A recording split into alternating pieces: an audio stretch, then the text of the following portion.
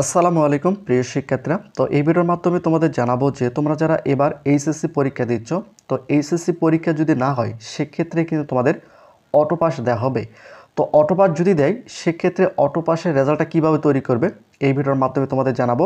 কারণ তোমাদের মধ্যে অনেক শিক্ষার্থী এই বিষয়টা জানতে চেয়েছে যে অটো পাস হলে আমাদের রেজাল্টটা কীভাবে তৈরি করবে বা আমি কত পয়েন্ট পেতে পারি বা আমার রেজাল্টটা কীভাবে শিক্ষকরা তৈরি করবে এই ভিডিওর মাধ্যমে তোমাদের জানাবো। ভিডিওটি খুবই গুরুত্বপূর্ণ, তোমরা অবশ্যই সম্পূর্ণ ভিডিওটি মনোযোগ সহকারে দেখবে, একই সঙ্গে অবশ্যই ভিডিওটি তোমরা শেয়ার করে দিবে।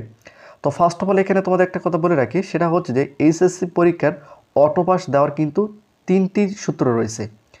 কেন তিনটি সূত্র রয়েছে? কারণ যদি তোমাদের এইচএসসি পরীক্ষা একেবারে না হতো বা কোনো বিষয় যদি পরীক্ষা না হতো তাহলে শুধুমাত্র তোমাদের এসএসসির উপর ভিত্তি করে তোমাদের অটো পাস দিত। যেহেতু তোমাদের এইচএসসি পরীক্ষার্থীদের কয়েকটা বিষয় পরীক্ষা হয়েছে, সেক্ষেত্রে এখানে এসএসসি প্লাস এইচএসসি মিলে তোমাদের হয়তোবা অটো পাস দিতে পারে। আর একটা হচ্ছে শুধুমাত্র তোমাদের এইচএসসি যে বিষয়গুলো পরীক্ষা হয়েছে তার উপর ভিত্তি করে তোমাদের অটো পাস দিতে পারে। এখানে কিন্তু এই তিনটা সূত্রই কাজ করবে। কীভাবে কাজ করবে সেটা আমি তোমাদের দেখাবো। তো তোমরা যারা এখনও এই চ্যানেলটিকে সাবস্ক্রাইব করো চ্যানেলটিকে সাবস্ক্রাইব করে রাখো। আর তোমরা যদি অটো পাস চাও অবশ্যই নিচে কমেন্ট করে জানাও, আর যদি পরীক্ষা দিতে চাও সেটা অবশ্যই নিচে কমেন্ট করে জানাও। তো বিষয়টা হচ্ছে, দেখো এই সূত্রটা কাজ করার সম্ভাবনা খুবই কম। কেন সেটা? কারণ যেহেতু এসএসসি পরীক্ষার্থীদের কয়েকটি বিষয় পরীক্ষা অনুষ্ঠিত হয়েছে, যেমন বাংলা হয়েছে, ইংরেজি হয়েছে, আইসিটি হয়েছে, একই সঙ্গে ভূগোল পরীক্ষা হয়েছে। আর তোমরা যারা বিজ্ঞান বিভাগে রয়েছে তোমাদের পদার্থবিজ্ঞান বিষয়ে পরীক্ষা অনুষ্ঠিত হয়েছে। আরও কয়েকটা বিষয় কিন্তু পরীক্ষা হয়েছে। এর উপর ভিত্তি করে যদি তোমাদের অটো পাসটা দেওয়া হয় সেক্ষেত্রে তোমাদের কী করবে, এসএসসি পরীক্ষার কিছু নম্বর নেবে আর তোমাদের এইচএসসির যে বিষয়গুলো পরীক্ষা হয়েছে তার উপর ভিত্তি করে তোমাদের রেজাল্টটা তৈরি করবে।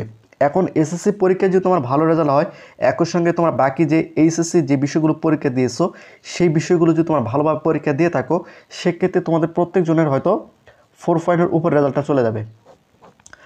যদি তোমাদের এসএসসি পরীক্ষার রেজাল্ট ভালো হয় আর তোমরা যারা এইচএসসি যে বিষয়গুলো পরীক্ষা দিয়েছো এই পরীক্ষা যদি তোমরা ভালোভাবে দিয়ে থাকো সেক্ষেত্রে তোমাদের 4 পয়েন্ট বা 4.50 উপরে কিন্তু তোমাদের রেজাল্টটা চলে যাবে।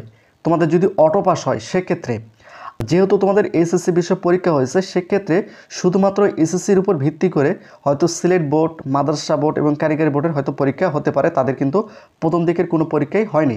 এখানে তোমাদের আরেকটি বিষয় বলে রাখি, শিক্ষা বোর্ড যদি চায় সেক্ষেত্রে শুধুমাত্র তোমাদের এসএসসির উপর ভিত্তি করে কিন্তু তোমাদের অটো পাস দিতে পারে। কীভাবে? দেখো, যদি তোমাদের এসএসসি পরীক্ষায় যদি কারো 5 পয়েন্ট থাকে সেক্ষেত্রে তোমাদের এইচএসসিতে হয়তো 5 পয়েন্ট অথবা 4.85 পর্যন্ত আসতে পারে। আর যদি যাদের গোল্ডেন এ প্লাস রয়েছে তাদের 5 পয়েন্ট কিন্তু 100% আসবে। আর তোমাদের যাদের 4.3 পয়েন্ট পেয়েছে এসএসসিতে সে অনুযায়ী তোমাদের হয়তো 3 পয়েন্ট থেকে একটু কম বেশি হতে পারে। যদি কেউ 3 পয়েন্ট পায় সে হয়তো 3 পয়েন্ট হয়তো দিত, অথবা 3 পয়েন্ট থেকে একটু কম বেশি শিক্ষকরা দিবে, যদি শুধুমাত্র এসএসসির উপর ভিত্তি করে তোমাদের এইচএসসি পরীক্ষার্থীদের অটো পাস হয়। এটা হচ্ছে প্রথম সূত্র এবং দ্বিতীয় সূত্রের মাধ্যমে তোমাদের প্রথম সূত্র এবং দ্বিতীয় সূত্রের মাধ্যমে তোমাদের অটো পাস হতে পারে। এবং তৃতীয় যে সূত্রটা রয়েছে, দেখো তোমাদের এইচএসসি যে বিষয়গুলো পরীক্ষা দিয়েছো শুধুমাত্র ওই বিষয়গুলোর উপর ভিত্তি করে যদি অটো পাস দেয় সেক্ষেত্রে সেটাও কিন্তু শিক্ষা বোর্ড দিতে পারে। তো ইতিপূর্বে তোমরা দেখেছো যে এইচএসসি পরীক্ষার্থীদের মাত্র 3টি বিষয় পরীক্ষা হয়েছিল, বাকি সাবজেক্টগুলো এসএসসির উপর ভিত্তি করে তাদের অটো পাস কিন্তু দেওয়া হয়েছিল। তো যদি তোমাদের এসএসসি তোমাদের যে বিষয়গুলো পরীক্ষা অলরেডি তোমরা দিয়ে ফেলেছো তার উপর ভিত্তি করে যদি তোমাদের অটো পাস দেওয়া হয় সেক্ষেত্রে হয়তো বা তোমরা যদি ভালোভাবে পরীক্ষা দিয়ে থাকো সেক্ষেত্রে অনেকের 5 পয়েন্ট চলে আসবে, অনেকের হয়তো 4.50 আসবে, অনেকের হয়তো 4 পয়েন্ট চলে আসবে। যদি তোমাদের এইচএসসির যে সাবজেক্টগুলো তোমরা পরীক্ষা অলরেডি দিয়ে ফেলেছো, বাংলা, ইংরেজি, আইসিটি, ভূগোল, পদার্থবিজ্ঞান এবং অন্যান্য যে সাবজেক্টগুলো তোমরা পরীক্ষা দিয়ে ফেলেছো তার উপর ভিত্তি করে যদি তোমাদের অটো পাস দেয় সেক্ষেত্রে এভাবে তোমাদের রেজাল্টটা তৈরি করা হবে যদি তোমরা পরীক্ষা ভালো দিয়ে থাকো।